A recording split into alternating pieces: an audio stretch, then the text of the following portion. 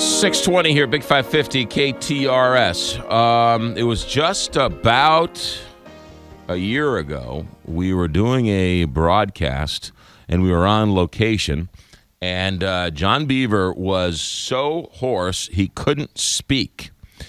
And we said to him after a few days, he'd taken a few days off because he had the cold and a flu, and he came back, and he was clearly, pushing himself, and this one day back in last February, he said, John, go home. You're not doing anybody any good. But that's the type of work ethic he had, right? He's one of these guys who never took a day off, fell down and broke his arm, rub a little dirt into it, he'll be fine, right? He was one of those types of guys.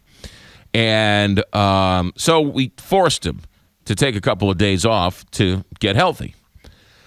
And a few days later, we find out that he has pneumonia. And a few days later after that, we find out that it's double pneumonia. And a few days after that, we find out that the doctors put him in a medically induced coma. And so that's where it stood. He got the flu. He got the H1N1 flu, turned into pneumonia, turned into double pneumonia. And then he was in a medically induced coma, and he was in a medically induced coma 4 months, 5 months maybe. And we went to go visit him in the hospital, and he, was clearly unconscious, but we were there and, tried to be there for the family and the mother and the father and the brother and everybody else. And, but, it's really hard. What do you do? How do you, he's a coworker, not just a coworker, somebody who you worked next to 3 feet next to for years. Then we found out that they were going to take him out of the coma. So he comes up out of the coma last summer, and he needed a double lung transplant, but he wasn't strong enough. And we're not talking like he had to go run a mile before he was able to get a lung transplant. He had to basically get up and walk around the ICU like one lap, and then he was going to be strong enough. I mean, that's how weak he was. Well, he fought through it, and he battled through it, and he got strong enough for a double lung transplant, and he got a double lung transplant. And through the miracles of modern science, he was up and around, and he was walking, and he was talking. And last fall, we held a fundraiser for him, and the place was packed to the gills, lots of smiles. He was there, could not have been any more grateful. I would say almost embarrassed by all of the attention that he got. And we were even joking with him, like, hey, stop using this double lung transplant as an excuse. It's time to get back to work. And he came around the station a couple times to check in, and I think over Christmas he cut a little holiday Christmas cheer commercial, and everything seemed to be going well. Well, about 2 weeks or so ago, we got word that things weren't going so well, and that his lung struggle, his body was rejecting one of his lungs, and the other lung collapsed. And we got word that his body was so fragile and it was so weak that there was no chance that another lung transplant would work. And so the parents and the doctors came to the conclusion that the best thing to do was to send John Biver to hospice. And we got that word maybe the last, 8, 9, 10 days ago. And so we were all sitting, waiting, and sort of watching until the news that broke on Saturday that John Biver passed away at the age of 39. Now, that's the story.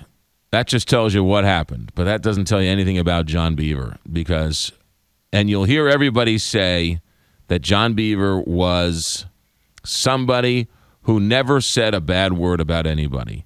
And that's not true.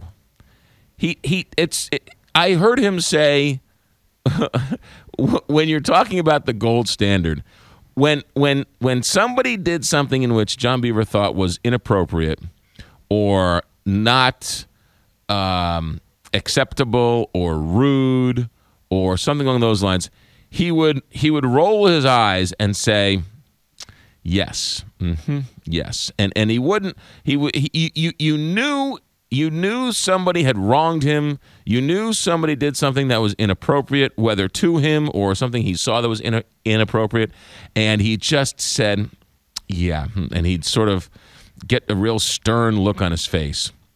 And that's about as angry or as upsetting as John Biver would get.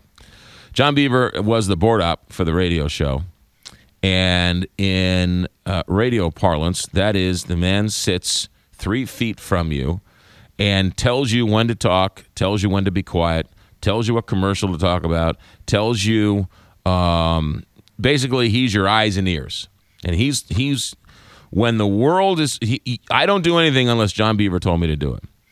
And as people will tell you who have been in the room on a commercial break, John Biver will tell me, you must do this at a certain time. He'll give you, you must do this and you must do that. And he'll look me in the eye and he'll say, I need you to do this when this happens. Okay, great. And 30 seconds later, I don't do what he said, and I did the exact opposite, and I messed him up. And we would go into a break, and I would say, I'm sorry. And he would say, that's all right, I'll fix it. And he was a magician. And he would never get mad at me. He was like, you must do this by 56 or the world's going to end. Okay, thank you very much. At 57, he was like, could you please wrap it up? And I would go to the break. I'm sorry. And he wouldn't chastise me. He wouldn't yell at me. He would just say, that's all right. It was my fault. I'll fix it. That's the type of guy he was. I completely messed up, and he would say, that's okay. It was my fault. I told you the wrong time. I should have realized you were going to talk longer. That's the type of guy he was. He wouldn't leave until all of his work was done, and then he would pop into the boss's office and say, need anything else from me? One point, he left KTRS. He was there when I got there. I was thinking about this the other day. I've been there 10 years. I've been here 10 years. And he was there when I got there. And Randy Carricker introduced me to John Biver. And he was our guy. He was our guy. And we would protect him with, all of our hearts, because he would be on the front lines for us. And you would tease him. You would say things like, hey, John Biver, I saw you checking out that girl walking down the hallway. And he would get this furrowed brow, and he'd parse his lips, and he was like, maybe I was. He loved softball, played softball with his WashU buddies all the time. And he was as good of an employee and a friend he was a better son. Talk about a love affair with his mother and his father and his brother. He would take his mom to Rams games and Cardinal games, and they would sit and chat, and it was just the nicest family, the nicest people in the world. And so we here at KTRS Radio have heavy hearts this next couple of days. And it's really sad that he passed away over the weekend. And I think we're all dealing with it in our own ways. I've talked to coworkers who've broken down and cried. I've talked to coworkers who have, really been upset. I know people are just angry, and they're not angry at anybody. They're just angry. And, it's a sad day when a good person, loses the struggle. But John Biver has nothing to be ashamed of. He has nothing to be, the man fought longer and harder than anybody else. And so we'll let him go, and we'll rest in peace. Clearly, God needed a board op, or he wouldn't have taken him. Let me also say this, that he is going to be missed, and we're going to cry for you, John Biver. Visitation is at the St. Boniface Catholic Church Tuesday from 4 to 8, and then the funeral is at 11 o'clock on Wednesday. In Edwardsville. And so we'll all be there for the family and for all of his friends who are hurting right now. John Biver passed away at the age of 39.